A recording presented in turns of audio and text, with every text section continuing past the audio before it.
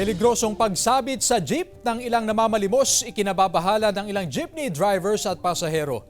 Nagbabalik sa report si Claire Lacanilaw Dungca.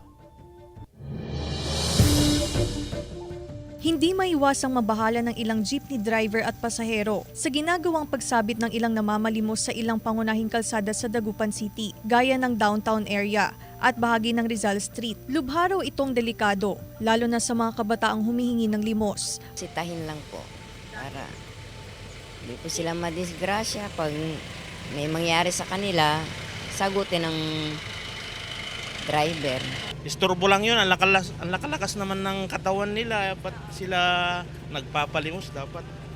Kasi kasuhin ng mga namamahala. Sumasabit sila, madam, kaya baka mamaya mahulog sila.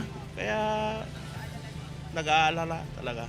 Ayon sa Task Force Disiplina, hindi na bagong suliranin sa lungsod ang pagsulpot ng mga namamalimos sa ilang lansangan. Kaya raw ilang beses na rin silang nanita ng mga namamalimos. Kada araw, hindi raw bababa sa 3 ang kanilang nahuhuli at pinapauwi sa kani-kanilang lugar na kalapit bayan lang ng Dagupan. Maigpit na ipinapatupad sa Dagupan City ang Anti-Mendicancy Ordinance. Sa batas, ipinagbabawal din ang pagbibigay ng limos. Katuwang ng Task Force Disiplina ang City Social Welfare and Development Office sa pag-turnover ng mga menor de edad na namamalimos. Kasabay nito ang pagpapaigting ng implementasyon ng curfew hours sa mga menor de edad. Dito po sa Dagupan, pinaigting po natin yung yung curfew.